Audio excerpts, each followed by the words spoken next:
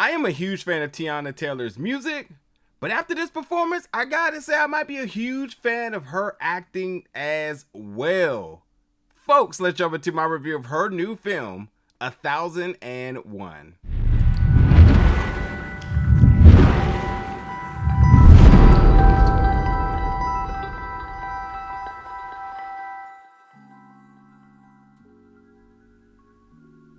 What's up, everybody, and welcome back to the channel today for another review. And today, folks, we're going to review the new film 1001, which made its world premiere this year at Sundance Film Festival 2023 and an award winner out of the U.S. Grand Jury Prize Dramatic category. So yes, I'm gonna just say it right now. Put this on your must-watch list. Keep your eyes out for this, which this should be releasing under by Focus Features. So, you know, maybe it gets a theatrical run, maybe it gets digital, maybe it gets both, but nonetheless, it's on the way.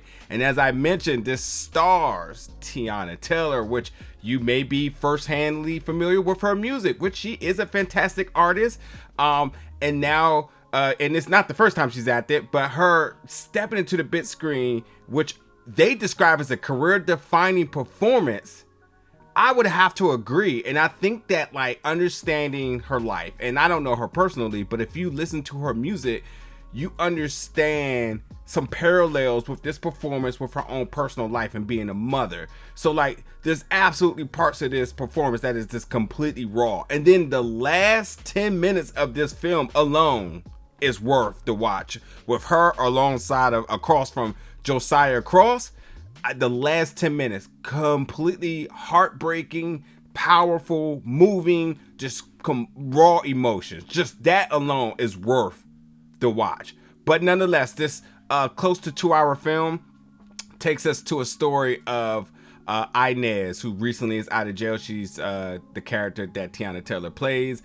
And she kind of moves to her own beat. She's trying to get back acclimated into life after serving time. She does hair, and she does have a lot of personal trauma. And at times, I want to be very cautious when I say this too, at times she truly feels that the world is against her. And so there's moments where she comes off as angry and upset and really defensive. But understanding this character as we see not only her grow over the years, she has a son in Terry. Now, when she gets out of jail, there's a moment of Terry that she kind of looks over at him, and there's this sense of, like, I need to save him mentality. She's been absent, obviously, but, you know, now she wants to kind of get her life back on track here.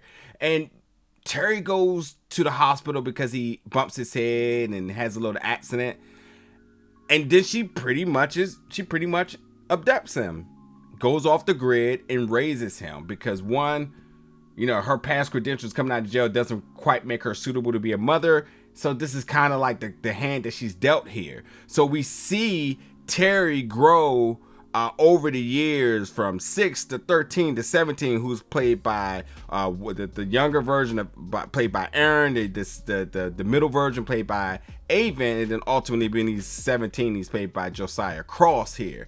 And as he grows, she grows, and their relationship grows, and they're completely challenged. You know, this single mother at the time, raising a son who is very much conscious of the world around him, understanding that he's been abducted, going by alias, trying to fit into society, but also trying to not fit in so he's not noticeable, understanding that, like, no one's looking for him. And then there's everything that's just happening in New York here. Like, they're dealing with it all. And I mean, like, you talking about their housing circumstances and situation, you know, the fact that, like, you know, a birth certificate and social security to obtain a job once he's older. But Terry also is broadly smart. There's times where they feel like he's artistic, but there's times where they realize he's brilliant. He gets into a technology school. He has college choices, but there's obviously financial issues within the household.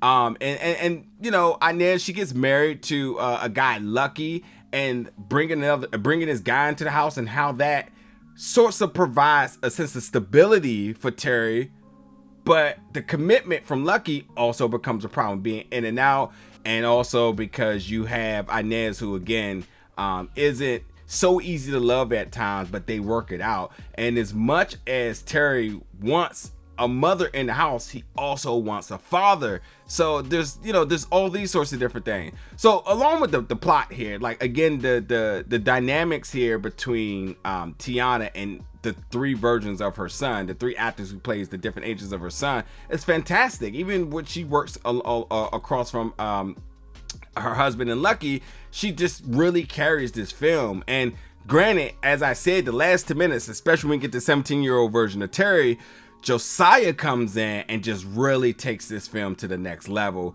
And I think that, like, if there's anything to be learned from this film, it is the perspective of a single mother in New York, the challenges and how society is really held against her, and then understanding Terry's struggle, because it is a lot about Terry. As much as Teyana tells us the star, it's a lot about this character Terry and growing up under these circumstances. And there's absolutely relatable factors here. And I think, anybody, any African American looking at this can understand a lot of single mom sacrifices, the absent dad sometimes. The dad has his own journey at times, and then the son, the black son, who's trying to find his way when society isn't so welcoming to his circumstances here. Like, his quality of life isn't ideal, but he's still thriving in a way that, if with just a little bit more assistance and a little bit more like care, things could like be a lot better for him. So as I said, like, there's a lot of strong and powerful moments within